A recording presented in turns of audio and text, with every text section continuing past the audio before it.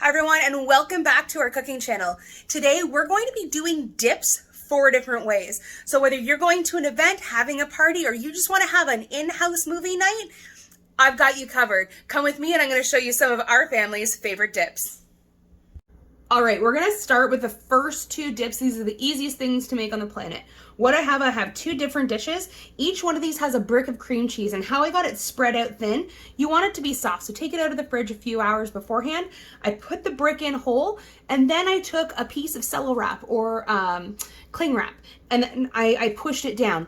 It's easy, it's mess-free. So these 2 dips have 2 totally different flavor profiles. So we're going to start with a Mexican or Tex-Mex dip. So this is salsa. I prefer using the chunky variety that has a lot of bits of vegetables in it. So it's about a full can. And put it in, spread it out. And we're gonna top that with some grated cheese and some green onions. And this is a cold dip. You don't have to put it in the oven. Top it off here. First dip is done. Now, the second dip, again, much different flavor profile. So what I'm going to do with this one, this is seafood sauce. Again, you can get this in whatever kind of heat capacity you want. You can get tangy, mild, spicy, and this is just about an entire, delicious. This is just about an entire jar, more or less if you want it. And then I have this, in this bowl I have pieces of shrimp that I've chopped up. And then this is artificial crab mix. Artificial crab that I've cut up.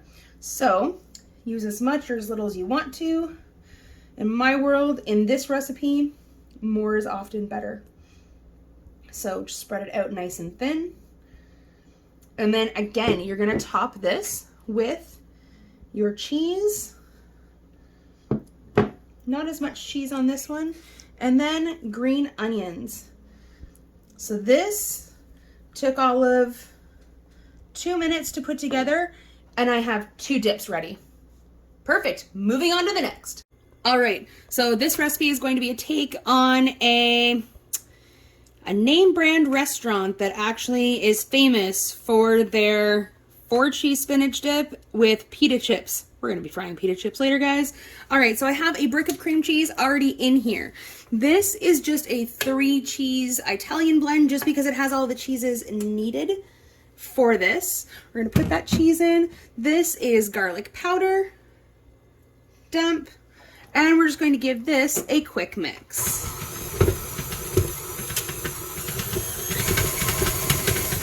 Nice and quick. Once that's done, I have a whole bell pepper into the fray. And then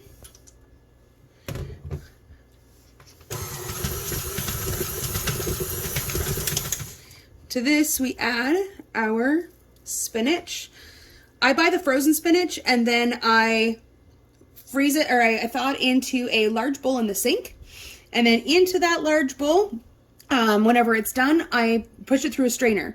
You just have to watch out because they will sell it either by the whole leaf or shredded. We definitely want the shredded kind in here. And then some green onion. And we're going to mix this until just combined.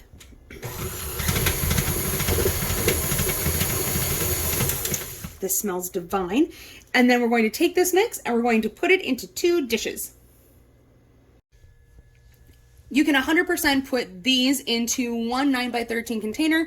However, whenever you're making many dips, dishes get used. So 2 small containers will work. Now at this stage, you can actually wrap them up individually, take them to separate houses, have them for different nights. So I kind of like the idea of having 2.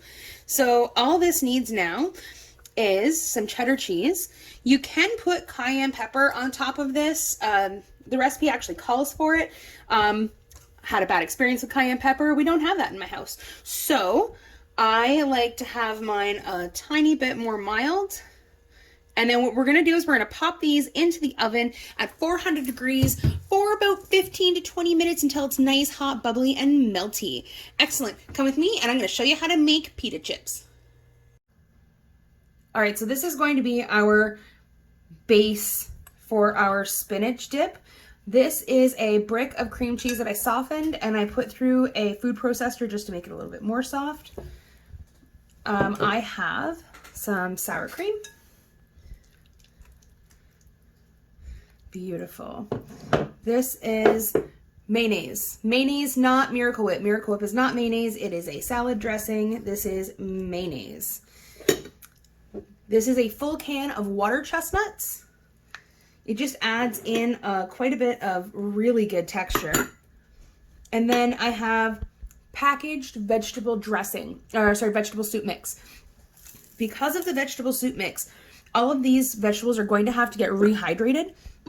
So this is something that you're going to want to make at least 4 hours before you eat it, preferably the night before. Give this a mix and then let it sit. That's all it is. Beautiful. And then I'll be right back whenever all of this is together.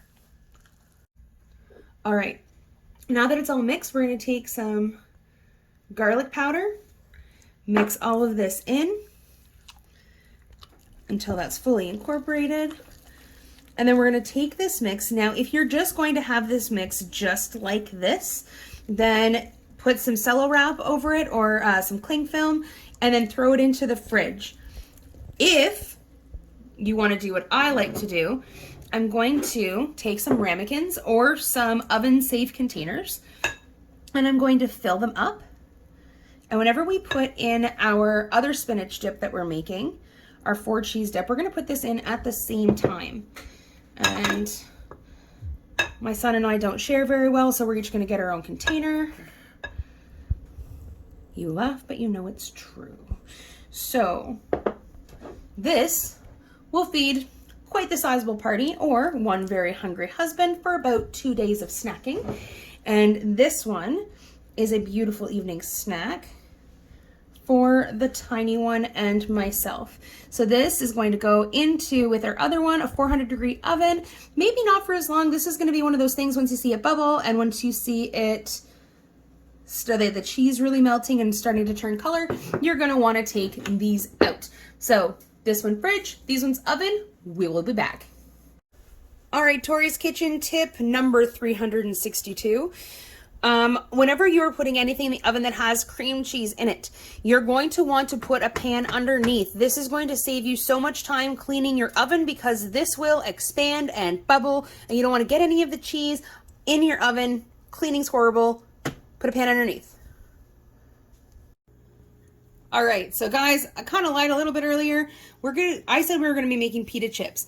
You can use pita bread. I prefer using naan bread. So I find that the texture is a little bit better for deep frying. Now, if you want to, you can use a healthier option. Cover this in oil, a little bit of salt, a little bit of garlic powder, whatever you want, and then bake it. You're gonna bake it at about 400 degrees for about 8 to 10 minutes, flipping it halfway through. I don't like that. I like the deep fried version. So we're going to take some of these into our basket and then we're going to slide over this way and place them, there we go, in our frying oil. Now again, I like to use this pan that I put oil into to do some frying. Reason being that I don't like to use a deep fryer. I find I use this a lot less than I would an actual deep fryer. And you can choose whatever oil you want. I know some people that put in tender flake, or not tender flake, sorry, what is it? It would be tender flake. Bricks of it. To get this, I know people that buy actual deep fryer oil. Depending on the oil, I like sunflower oil, but you're just gonna have to watch what oil you put into your deep fryer, and because there's a smoking point, if you need things with a higher heat, which is a lot of things if you're deep frying, you wanna use an oil that has a high smoke temperature. So after this, we're just gonna let that sit for 2 seconds while we get our paper towels ready. All right, so these have been in for about a minute maybe. We're gonna take these and we're gonna put them onto paper towel, let them completely, you don't have to necessarily let them completely cool, but you do wanna drain them. And then we're just gonna repeat until both of my naan are finished. And then by that point, our dips will be out of the oven and we'll be ready to eat. All right, so this is our finished product. Look at these pita chips, guys.